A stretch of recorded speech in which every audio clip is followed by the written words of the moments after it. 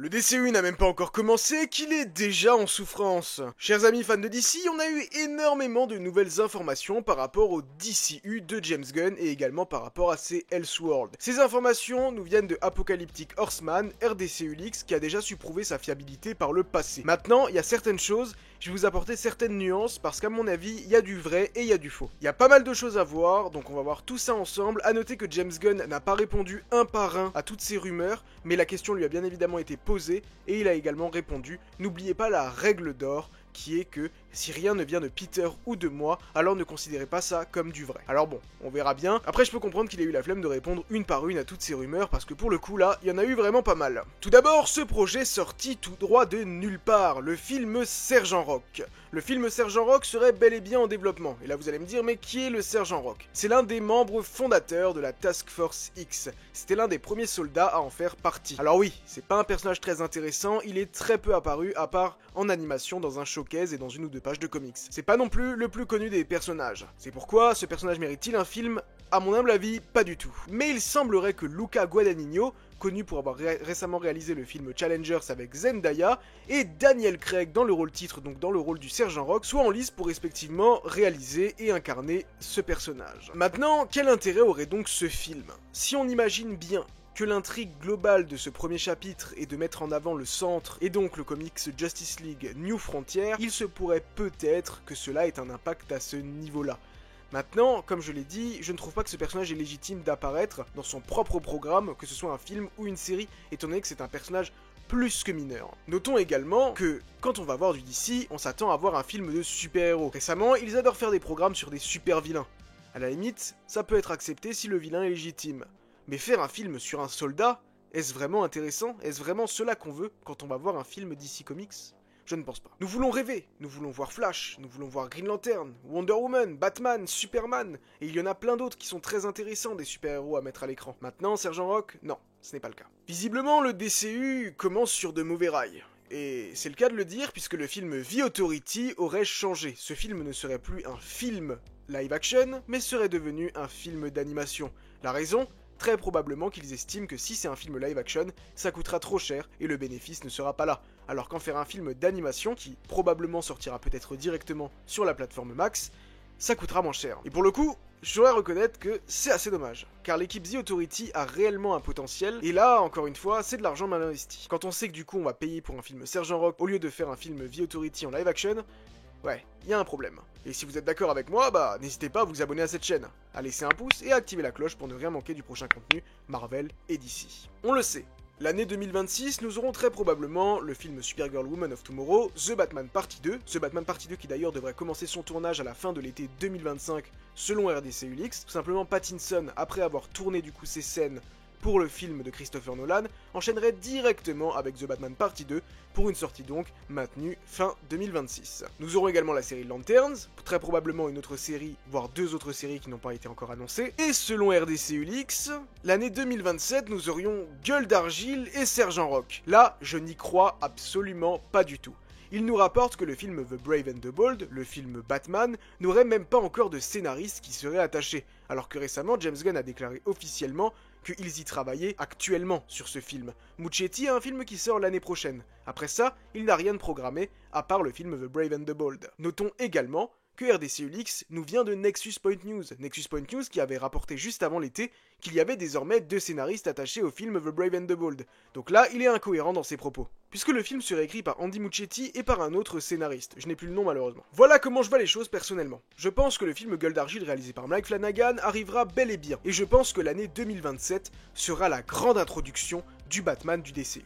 Je m'explique. Le film Sergent Rock, il vise un tournage l'année prochaine, dans la mi-deuxième partie de 2025, car apparemment le film serait vraiment avancé. Si le film doit tourner en fin d'année 2025, alors à mon avis, il y a de très bonnes chances pour qu'il sorte en 2026. L'année 2027, à mon avis, va être réellement consacrée à Batman, dans le sens où on aurait le film Batman The Brave and the Bold, qui présentera donc le Chevalier Noir auprès du grand public, et un film sur l'un de ses ennemis emblématiques, Gueule d'Argile. Gueule d'Argile, où dans ce film nous pourrions peut-être, s'il sort après The Brave and the Bold, avoir l'apparition de Batman, voire d'autres membres de la Bat Family. Et ça rendrait l'année 2027 assez exceptionnelle pour les fans du Chevalier Noir, il faut bien le reconnaître. En tout cas, je le répète, mais pour moi, si on ramène Batman après 2028, c'est vraiment déconnant. 2028, si on me dit que Batman aura malgré tout une trilogie dans le DCU, je pourrais éventuellement l'accepter. Maintenant, si Batman devait bel et bien arriver longtemps après ça, là, j'aurais un peu plus un problème. Parce que pour moi, Batman est la pierre angulaire de DC Comics. Lui et Superman. Et les deux doivent être traités de manière correcte et doivent arriver rapidement. Maintenant, le film Gueule d'Argile, Alan Tudyk va le doubler, ce personnage. Ce personnage car il sera présenté dans la série Créatures Commandos qui arrive dès le mois de décembre. Maintenant, il ne reprendrait pas le rôle en live action car visiblement, il souhaiterait avoir un acteur d'une vingtaine d'années pour incarner Basil Karlo. J'ai déjà dit ce que je pensais dans une autre vidéo de ce film Gueule d'Argile, donc je vais pas revenir en détail dessus. Maintenant, il y a également un autre film sur des vilains de Gotham qui serait en développement, ce serait un film Bane X Deathstroke. Alors on a longtemps pensé que ce film pourrait être un film Secret Six, mais visiblement non. Il s'agirait bel et bien d'un film qui mettrait en vedette principalement Bane et Deathstroke avec d'autres vilains en arrière-plan. Alors ces vilains seraient-ils des antagonistes de Batman? Ça reste à confirmer. Des antagonistes de Batman qu'on retrouvera très probablement encore dans la série Arkham, qui selon RDCUlix serait bel et bien toujours en développement, mais qui aurait été retravaillée par rapport à ce qu'elle était initialement. A mon avis, si je devais théoriser, je dirais qu'initialement, comme dit, elle prenait place dans l'univers de Matt Reeves. Elle a changé, elle est dans le DCU, Matt Reeves est toujours producteur de cette série. Mais je pense qu'initialement, elle devait parler des origines justement de l'asile d'Arkham, et revenir dans le passé.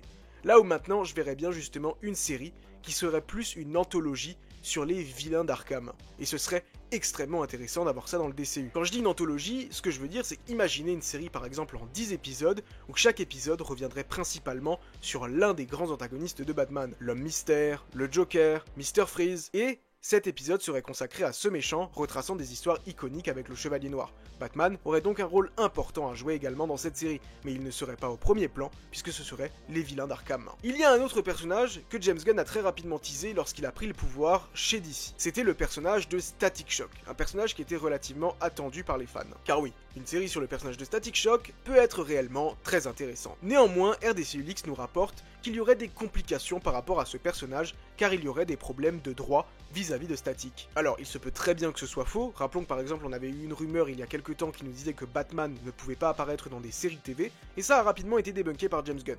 Donc il se peut très bien que là, encore une fois, ce soit une fausse information. Lanterns qui sera l'une des séries de l'année 2026. Série très controversée parce qu'elle ramène les Green Lanterns d'une manière assez étrange dans le DCU, avec un Hal Jordan vétéran qui aura un certain âge, et le fait que ce soit une série terre-à-terre à la True Detective en a choqué plus d'un. Visiblement, ils vont vraiment s'inspirer de True Detective de plusieurs manières, puisqu'il y aurait des bonds dans le temps. Nous aurions donc certaines parties de la jeunesse de Hal Jordan, c'est-à-dire au moment où il était jeune Green Lantern. Ça pourrait être intéressant, on imagine qu'ils vont rajeunir Kyle Chandler de manière numérique ou avec du maquillage. Aujourd'hui, ça peut être très bien fait, on l'a bien vu avec par exemple Nick Fury du côté de Marvel dans le film Captain Marvel. Je vous avoue que l'idée d'avoir des scènes avec un Hal Jordan plus jeune me font vraiment plaisir. Maintenant, il y avait eu comme quoi une information il y a quelques temps qui disait que Kyle Chandler avait signé un contrat uniquement pour apparaître dans la série Lanterns. Là, ça me dérange, ça a jamais été vraiment confirmé officiellement, mais j'ose vraiment espérer et je croise les doigts pour que ce soit faux. Je me suis fait à l'idée qu'on a pris Kyle Chandler comme Hal Jordan, mais je me fais vraiment pas à l'idée qu'il jouerait uniquement dans Lanterns et qu'on ne le reverrait jamais dans un film après ça. Parce que pour le coup, l'idéal pour moi serait de mettre John Stewart, Aaron Pierre, en tant que Green Lantern principal de la Justice League. Et de pourquoi pas faire un film sur justement Hal Jordan, qui suivrait donc des aventures dans l'espace avec Sinestro, etc. Pour moi, ce serait le choix logique.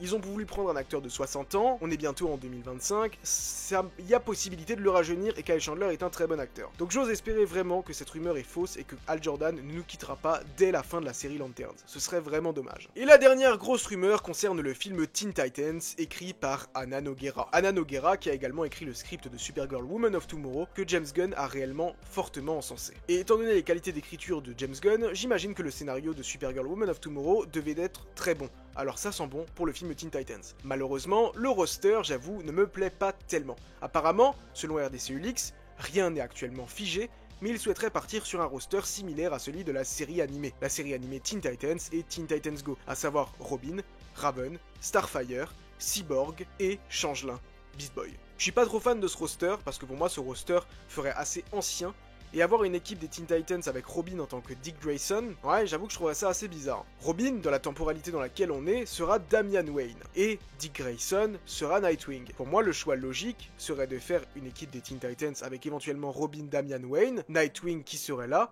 Starfire, on sait que le personnage de Blue Beetle va arriver, donc remettre Blue Beetle. Enfin, je verrais bien une équipe à la New 52, avec éventuellement également Wally West, même si pour moi, Wally West sera le Flash de la Justice League. C'est pour ça, cette rumeur, elle me paraît un peu bizarre et j'ai un peu de mal à y croire. Mais bon, on sait jamais, à voir comment ça va être fait. Dites-moi dans les commentaires ce que vous pensez de toutes ces rumeurs, et si vous ne savez pas quoi dire, eh bien, mettez quand même un commentaire pour le recensement, ça fait toujours plaisir. Et on se donne rendez-vous très bientôt à Metropolis.